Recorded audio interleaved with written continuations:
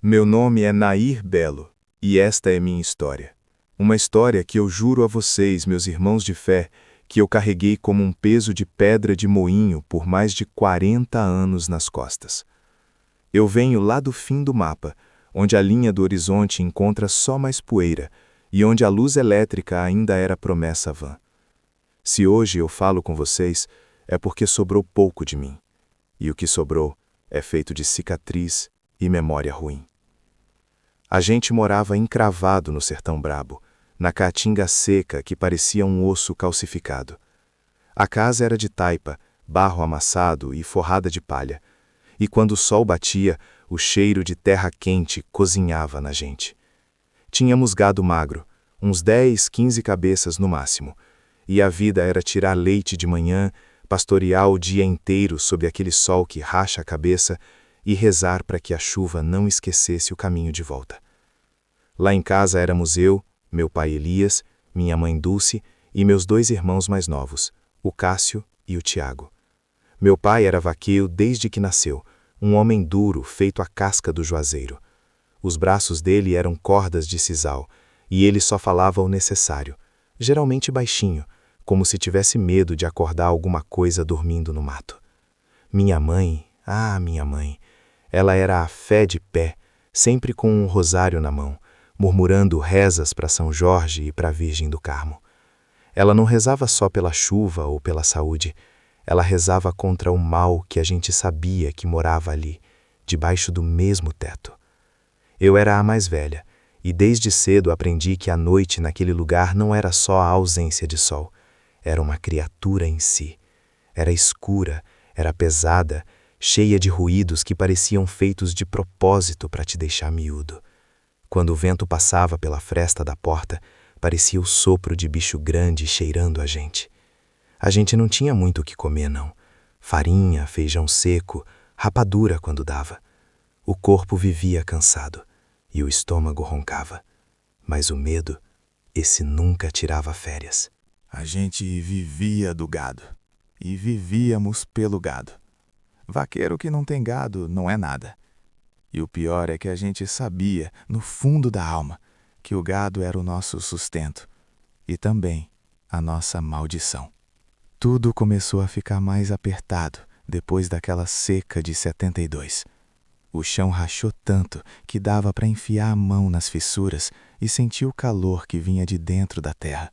Os riachos secaram e o gado começou a morrer de sede, caindo com a língua pendurada e os olhos virados.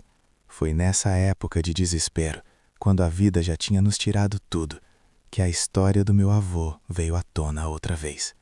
Ninguém falava sobre isso de dia, mas quando a lamparina era acesa, banhando a sala em óleo queimado e sombras trêmulas, minha mãe olhava para meu pai com aqueles olhos de quem via a cova aberta e dizia: Elias, o castigo está voltando. O castigo era o sangue. A maldição não era só de terra seca, era de tripas e de ossos estalando na noite de lua cheia. Olha, a vida da gente era só cansaço e oração. Mas essa desgraça que veio não foi cansaço. Foi a sombra que caiu sobre a gente.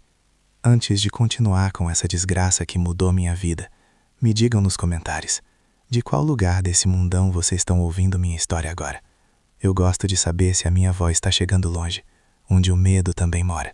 Era um tempo em que as mulheres na roça nem vestiam sapato, era só a alpercata de couro ou os pés no pó. E eu estava ali, vivendo entre a poeira e o silêncio, que de repente começou a ser quebrado. Meu pai era um homem de rotina. Ele saía antes do galo cantar para ver o gado e voltava quando o sol já tinha beijado o horizonte. Mas numa noite específica, a lua estava gorda, parecendo um queijo branco pendurado no céu limpo de nuvens. E o silêncio estava errado. Não era o silêncio normal da noite, onde a gente ouve os grilos, as corujas e o balançar suave da folhagem da carnaúba. Era um silêncio pesado, como se a própria natureza tivesse prendido a respiração. O cachorro da vizinhança, que ficava a mais de 1 légua de distância, começou a uivar. Não era um uivo de briga, era um uivo de agonia, de coisa que está sendo rasgada. Eu senti o cheiro de enxofre e de sujeira de bicho, um cheiro que não pertencia ao nosso chiqueiro. E esse cheiro veio junto com o som. Era um som que eu nunca tinha escutado na vida e que fez a madeira da nossa mesa vibrar. Parecia um peso arrastado na terra molhada, mas o chão estava seco. Era o som de algo que deveria andar em 2 patas, mas estava forçando 4, e a cada passo parecia que os ossos se realinhavam com uma força brutal, fazendo um craque seco, como se estivessem quebrando por dentro antes de se encaixarem de novo. Minha mãe abraçou Cássio e Tiago no meio da sala, os olhos fixos na porta de madeira podre. Ela sussurrava: "É ele! Meu Deus, é ele!" O castigo voltou para a família de Elias. E, de repente, o som parou, bem na cerca de arame farpado.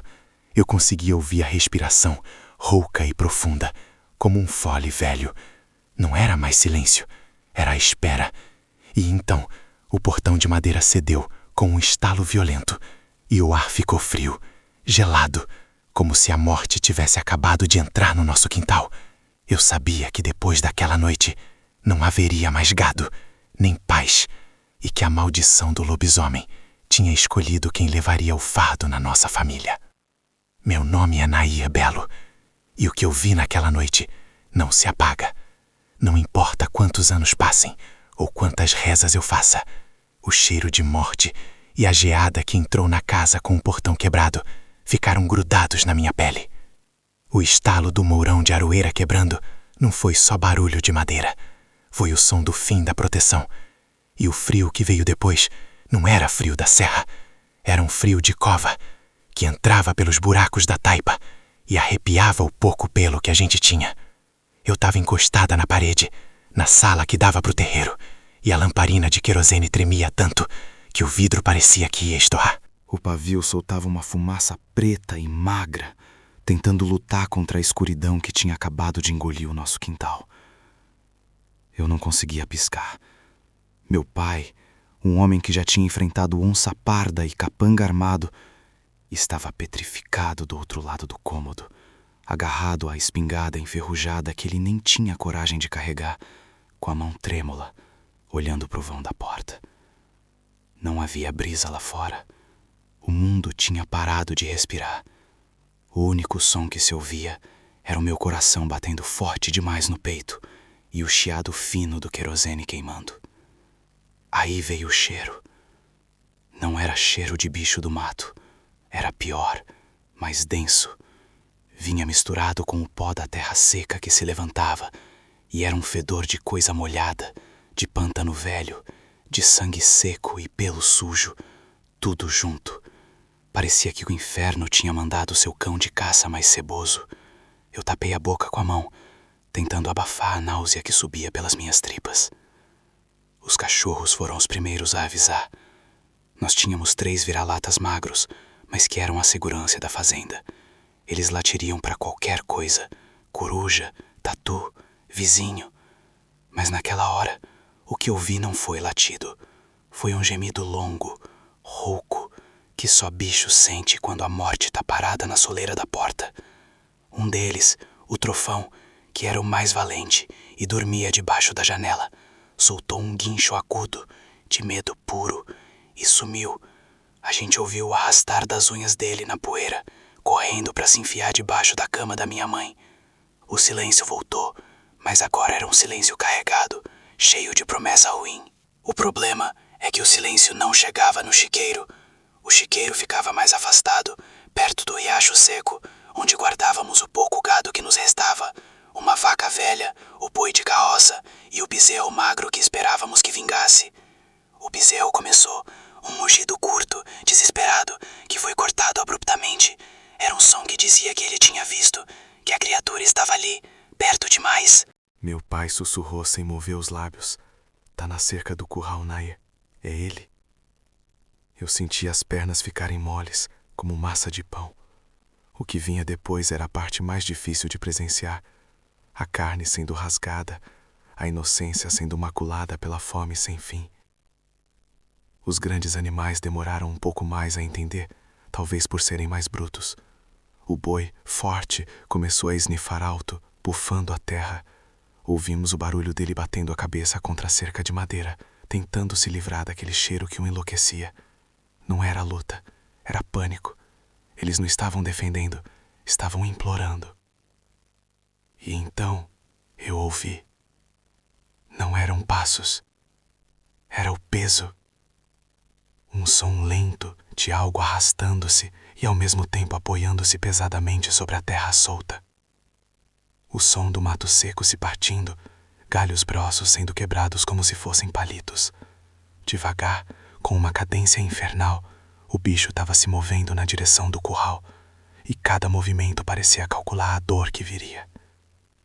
A lamparina agora não era conforto, era um farol, desenhando a silhueta da nossa impotência.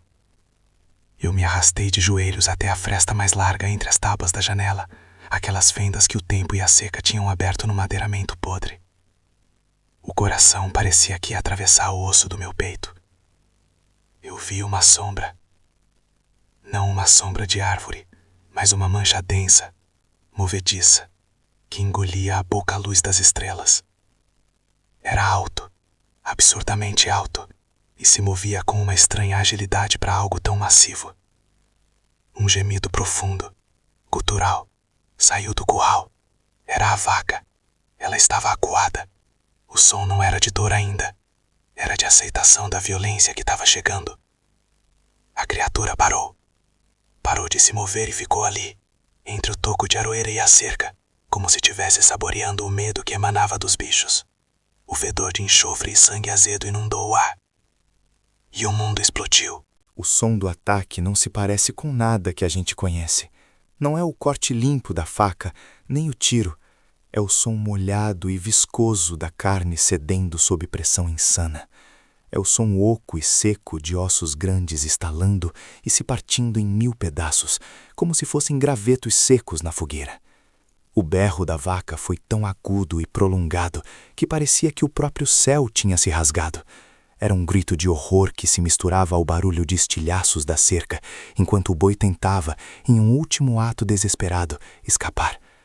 Eu fechei os olhos, mas não adiantou. O som entrava pelo crânio e reverberava nos dentes. O cheiro de sangue quente, jorrando em grande quantidade, alcançou a janela. Era ferro e sal. O grito da vaca parou. Foi cortado, abafado.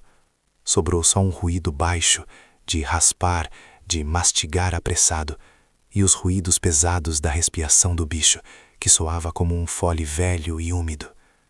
Meu pai jogou a espingarda no chão. O estrondo, abafado pela carne sendo devorada lá fora, foi insignificante. Ele cobriu o rosto com as mãos e chorou sem som. Eu sabia que não ia acabar ali. A fome do lobisomem é infinita, e o monstro estava em nosso quintal, a alguns metros da nossa porta de madeira fina, coberta com um pano velho. Eu abri os olhos novamente, tremendo, e vi a mancha escura se curvando sobre o que restava do nosso gado, e a sombra parecia crescer, beber, se alimentar da nossa ruína. Eu pensei, e se a fome dele não for só de carne de bicho? E se ele vier atrás de quem viu? O som da mastigação continuou. Era a trilha sonora da nossa desgraça. E eu percebi que a porta da frente, feita de tábuas finas, não seguraria nenhum animal faminto, muito menos uma criatura amaldiçoada. Eu sabia que amanhã entraria a carnificina e que a noite, que ainda não tinha acabado, nos traria a certeza de que a maldição tinha nos escolhido. Eu me chamo Nair Belo, e o que eu vi naquela noite não saiu dos meus olhos. Não é coisa de sonho, nem invenção de bebum na venda. É o medo puro, engasgado na garganta, que só a gente que viveu a seca e a solidão do sertão conhece. Eu estava encostada na parede de taipa, a respiração presa no peito. A lamparina tinha sido apagada há horas, mas a luz da lua, fina e amarelada, atravessava as frestas da nossa casinha e desenhava sombras compridas no chão de terra batida. Não era o silêncio normal da noite, aquele cheio de grilos e corujas. Era um silêncio pesado, feito chumbo, que parecia ter sufocado até o vento. Minha mãe, do outro lado do cômodo, ressonava baixinho, mas eu sabia que ela também estava só fingindo. Todos nós sabíamos que o bicho estava rondando. Eu não sei dizer quanto tempo fiquei ali. Meus ossos doíam de tanto tentar não fazer barulho. O cheiro de tabatinga molhada subia da parede, misturado com o cheiro azedo do nosso próprio suor frio. O primeiro sinal não foi um ruído, foi um cheiro. Um fedor que não tinha nada de animal selvagem comum. Não era bicho do mato. Era um cheiro podre, metálico, como esgoto misturado com ferro velho e pelo de cão molhado. Um bafo que vinha de fora, denso, e entrava pelas rachaduras da casa como fumaça venenosa. Eu me arrastei de joelhas até a janela pequena, tapada por um pano velho. Com cuidado de quem mexe com pólvora, eu puxei a ponta do tecido só o suficiente para espiar o curral. A lua estava alta, despejando prata sobre a poeira e o chiqueiro. Nossas 3 vacas magras e o bezerro dormiam amontoados perto da cerca de pau a pique. E então eu vi. Não era um lobo. Não era um cachorro grande que a gente pudesse espantar a pauladas. Era uma coisa que andava nas pernas traseiras, curvada, mais alta, tão alta que a cabeça ultrapassava a altura da cerca. A pele, ou o que restava dela, era uma mistura de couro negro e pelo marrom sujo, emaranhado em tufos secos.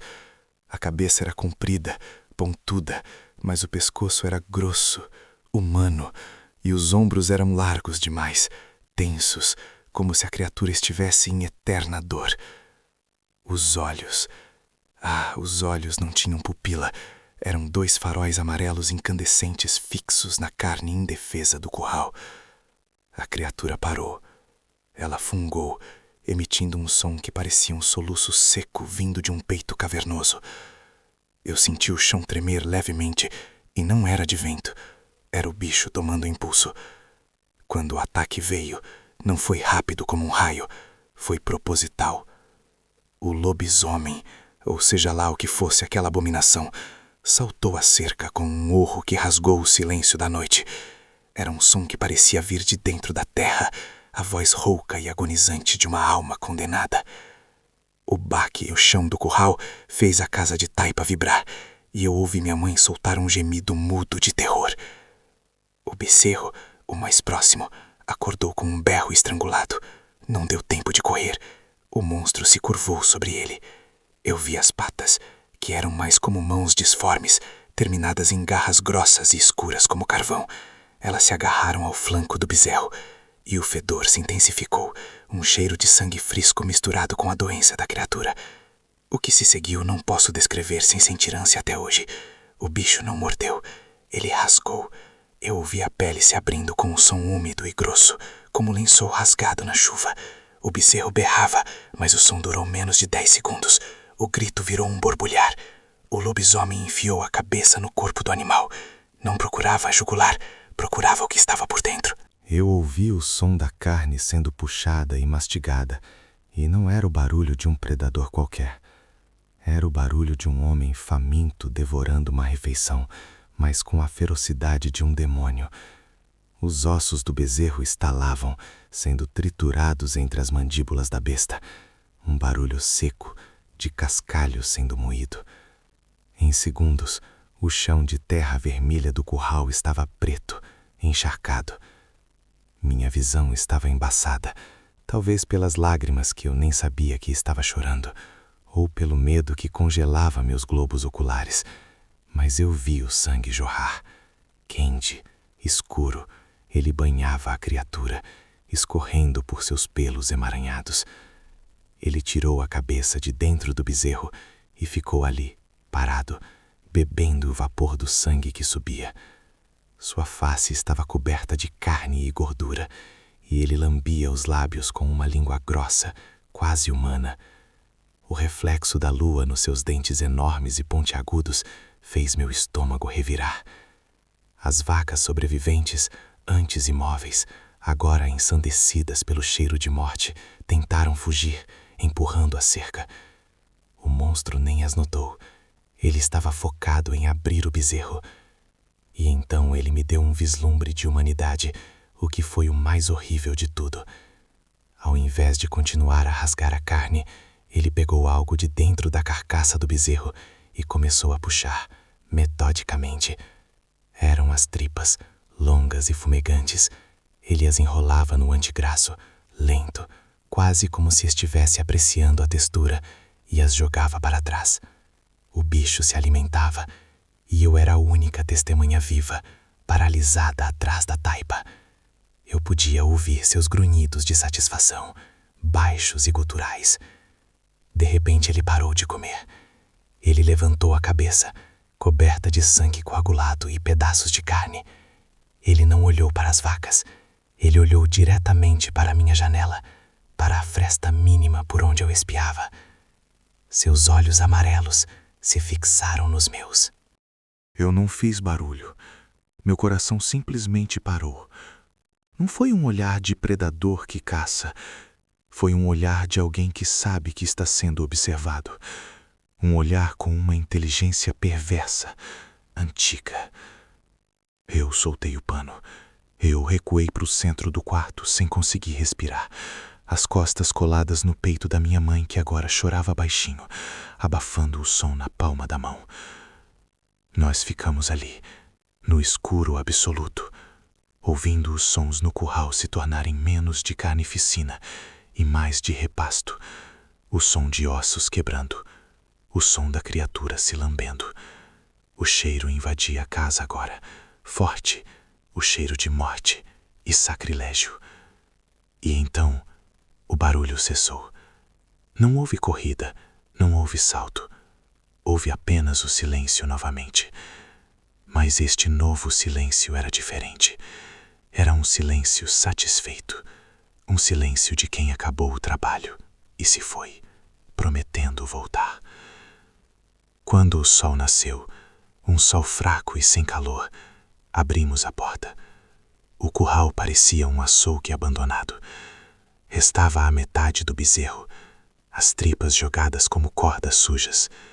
A terra estava revolvida e as pegadas eram fundas, enormes, cravadas na lama seca, com marcas que pareciam garras e calcanhares. Eram pegadas que andavam eretas. Eram pegadas que voltariam. Eram pegadas que me fizeram jurar que nunca mais fecharia os olhos de verdade, nem mesmo na morte. Eu me chamo Nair Belo, e o que eu conto não é história de ficar alegre no terreiro. É coisa que a gente vive, que a gente sangra e que marca a alma mais fundo que ferro em brasa. Depois daquela noite, depois daquele ruído de osso seco quebrando perto do ribeirão, eu sumi do mundo. Para mim foram segundos, mas a mulher do Tião, a dona Sossega, me contou que eu passei 3 dias entre o aqui e o além, só gemendo e cuspindo espuma que cheirava a ferro velho. Acordar foi como emergir de um poço de piche frio. Primeiro veio o fedor, um misto de suor azedo, barro velho e o cheiro forte, quase insuportável, da folha de mamona esmagada misturada com banha de porco que a Sossega usava para fazer meus emplastros. Eu não estava mais na minha tapera esculhambada, mas num cantinho escuro da casa dela, encostado na parede de pau a pique que ainda exalava o mofo da última chuva forte. A primeira sensação não foi de dor, mas de peso. Era como se a minha carne tivesse virado chumbo e tivesse colada ao catre velho. Tentei mover a mão direita. O braço respondeu com uma pontada lancinante no ombro esquerdo. Foi aí que eu lembrei. O peso, a respiração quente e fétida, a boca cheia de dentes de matador que vinha me buscar na escuridão. O lobisomem. Fiquei ali, os olhos sem foco, olhando o telhado de sapé onde a luz da manhã coava, riscando o ar cheio de poeira. A Sossega roncava baixinho do outro lado do cômodo, perto do fogão a lenha apagado. O silêncio era tão denso que parecia engolir os ruídos distantes. Um galo cantando longe, o mugido arrastado de um boi sedento. Minha garganta estava seca como a caatinga em agosto. Reuni forças para levantar a cabeça. O esforço fez meu estômago revirar e tive que engolir um gosto amargo de fel e sangue coagulado. Olhei para o ombro. O linho sujo da camisa estava colado na ferida. Com muito custo e segurando um gemido para não acordar a benzedeira, eu rasguei a camisa com os dentes e puxei o pano. O que eu vi Não era só um ferimento, era um massacre. A mordida tinha pegado o ombro e descido até o peito, numa curva irregular de carne roxa e inchada. A socega tinha limpado com água de cidreira e depois fechado a carne com uma linha grossa, daquelas de costurar saco. Os pontos estavam feios, apertados demais, e a pele em volta parecia morta, com um tom esverdeado que me encheu de pavor. Mas não era o tamanho da ferida, nem os pontos grosseiros que me gelaram a alma. Era o centro. Bem no ponto mais alto do meu ombro, onde o bicho apertou o maxilar com mais força, havia um nódulo. Uma cicatriz que já tinha se formado por cima dos pontos, mas que tinha uma cor diferente, quase negra, e irradiava um frio. Eu podia sentir o arrepio gelado daquele ponto, mesmo estando febril. Passei a ponta dos dedos trêmulos sobre o nódulo. Era duro como uma pedra. Não doía como a carne rasgada ao redor, mas pulsava como uma vida própria, silenciosa e profunda. Eu não fui só ferido, eu fui marcado. Aquele bicho me olhou nos olhos, eu sei que olhou. E ele podia ter me rasgado as tripas, mas não o fez. Ele deixou a sua assinatura em mim. Naquele instante, a confusão e o medo deram lugar a uma raiva tão limpa e cortante quanto um facão novo. Não era só vingança pelo sangue derramado, era a percepção de que minha vida, minha paz, minha miserável existência no sertão tinham sido roubadas para sempre. Eu era um homem manchado agora. Meu corpo era um mapa de onde o mal tinha passado. Lembrei-me dos murmúrios antigos que meu avô costumava soltar, sempre perto de fogueiras, depois de muita cachaça. Ele dizia que aqueles que sobreviviam ao primeiro ataque do bicho ou eram poupados por ele, carregavam a sorte ou a maldição de se tornarem o próximo. O lobisomem não mata todos, ele planta a semente da agonia nos que ficam. Eu senti a semente. Não era a vontade de virar fera, pelo menos não ainda, mas a sede insaciável de entender o porquê. Por que eu? Por que aquela brutalidade? A partir daquele dia eu soube, eu não podia mais ser Nair Belo, o lavrador pobre que plantava milho no roçado seco. Eu seria Nair Belo, o homem que carrega a marca do monstro. Minha sobrevivência não foi um milagre, foi uma convocação. Ergui-me, cambaleando. O chão de terra batida girou e tive que me apoiar na parede. Cada músculo do meu corpo gritava. Minhas pernas estavam fracas como cipós secos, mas a dor física era irrelevante. O que importava era o frio na minha cicatriz. Eu precisava de respostas. Eu precisava saber o que diabos a socega sabia que não tinha me contado. Ela era rezadeira. Ela lidava com o que a igreja não tocava. Ela sabia sobre o nódulo, e eu ia tirar dela, custasse o que custasse, o conhecimento para caçar a fera que tinha esculpido seu nome na minha carne. Aquele momento, na penumbra da casa de taipa, olhando para meu próprio sangue seco, foi o batismo de um novo homem. O homem que não ia fugir da noite, mas que ia ir ao encontro dela. Aquele bicho ia voltar, eu sabia, e quando voltasse, encontraria um homem que não tinha mais nada a perder, a não ser a alma que ele já havia tentado rasgar. Minha vida seria dedicada a entender o que vive no escuro e a mandar aquilo de volta para o inferno de onde saiu. A vingança seria meu único plantio. Eu comecei a procurar meu facão. A dor era só um lembrete do meu novo propósito.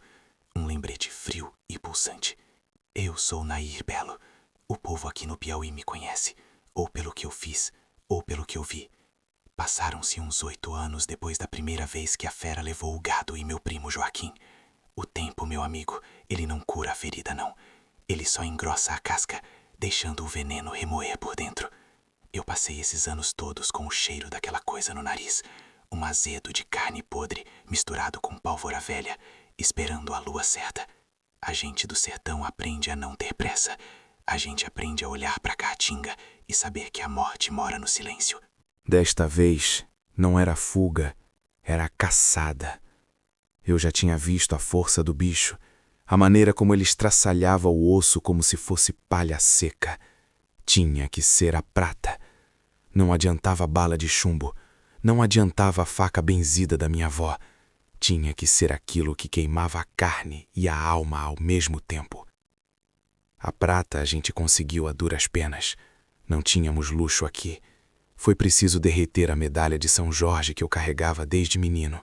E pior, o crucifixo pequeno que ficava no altar da capela abandonada de Dona Maroca. Quebrar um santo é pecado, eu sei. Mas matar o demônio em forma de lobo é serviço de Deus. Derretido no fogo brabo da forja, moldado naqueles projéteis grosseiros, misturado com rezas ditas ao contrário para confundir o mal, aquilo era a nossa única chance. Eu tinha 4 balas de prata na cintura, emborcadas no velho rifle Winchester, um presente que veio da capital há anos. A noite do confronto não foi escolhida por mim. Foi marcada pela lua cheia, gorda e branca como um olho morto no céu. Eu sabia aonde ele vinha. Sempre seguia o riacho seco, o leito de pedra que levava ao Curral dos Lopes, uns 10 quilômetros daqui. Eu e Zé do Trovão montamos a emboscada na boca do mato, onde a escuridão era mais densa e o cheiro do mandacaru cortado pelo vento era forte. A armadilha era simples, mas brutal. Estacas de pau-ferro pontudas enterradas e camufladas com folhas secas, na esperança de quebrar as pernas do infeliz, ou pelo menos diminuir sua velocidade. Zé segurava a lamparina apagada, pronto para acender se precisasse ver o rastro de sangue. O silêncio era a coisa mais alta que já ouvi na vida. Não era o silêncio da paz, era o vácuo de quando a natureza inteira prende a respiração. Deu meia-noite. O ar ficou pesado, frio, mesmo no calor miserável do sertão. A poeira que subia com o vento parou de repente, como se uma mão gigante tivesse apertado a garganta do mundo. Eu senti o cheiro primeiro. Aquele odor de mataduro, de tripa revirada, de fezes frescas e de ferro quente. Ele estava vindo lento. Os sapos pararam a coachar.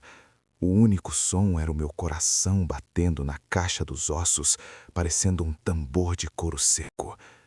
Eu agarrei o rifle, a coronha gelada contra minha bochecha suada. Eu rezava, mas não era reza de missa. Era praga antiga, ditada pela necessidade, um patuá mental de proteção. O mato rangeu. Não foi o vento, foi o peso. O bicho vinha arrastando, quebrando galhos grossos com a facilidade de quem amassa papel. Zé do Trovão tossiu seco, engasgado com medo. E então ele saiu da sombra. Não se parecia com um lobo comum. Era um monte de músculos e pelos pretos, maior que um touro, andando ereto nas patas traseiras. A cabeça era de cão, mas a boca se abria de um jeito que nenhum bicho de Deus abriria, mostrando dentes amarelados e longos. Os olhos, eu juro, eram de um amarelo sujo, sem reflexo, apenas maldade pura.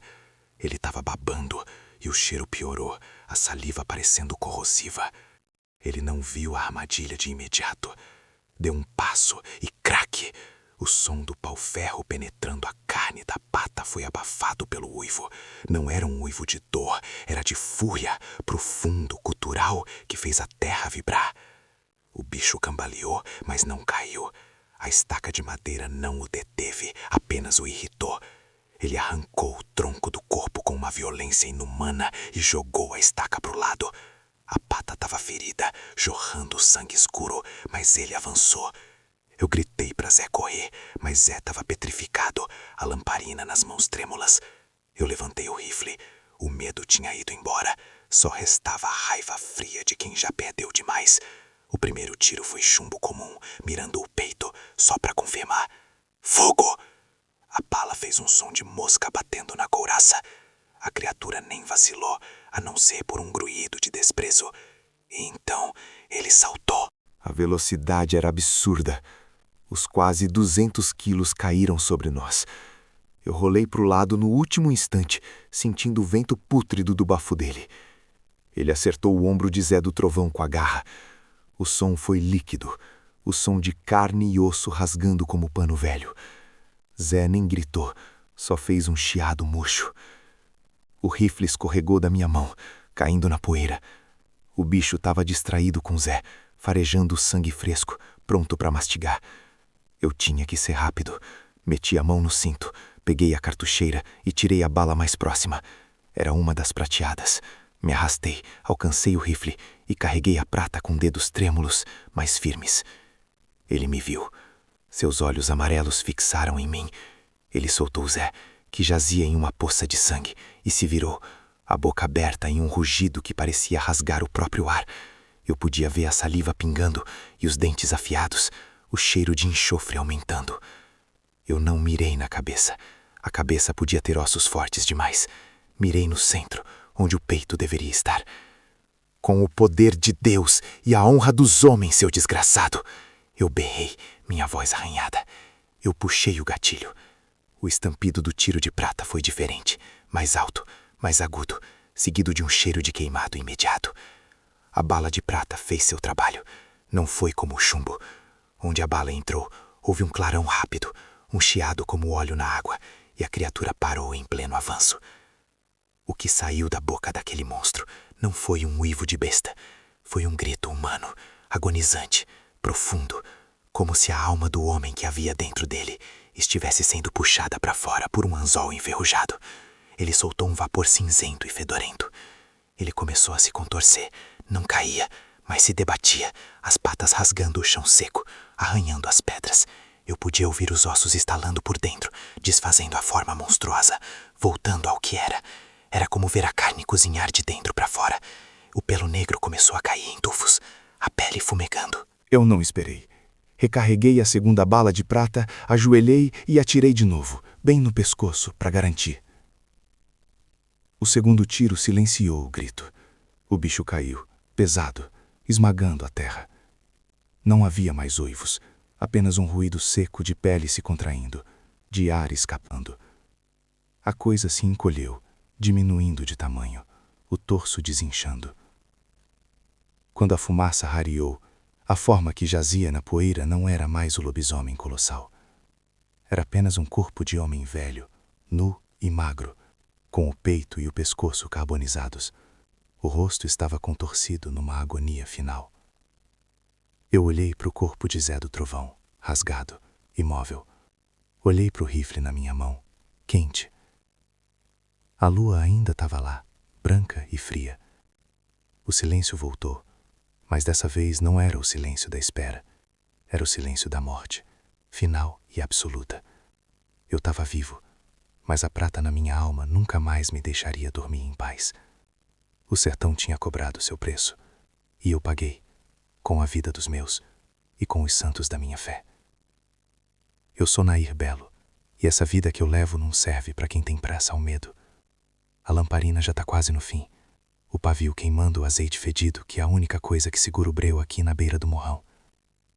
Quem vê a gente falando assim na frente dessa luzinha fraca pensa que a vida é fácil, que a gente só conta as histórias e pronto.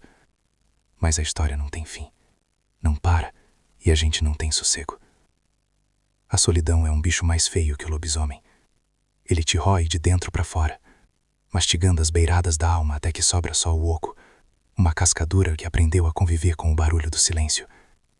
Faz anos, talvez décadas, que eu durmo e acordo sabendo que a única companhia fiel que eu tenho é o cheiro de suar velho impregnado na manta e a desconfiança.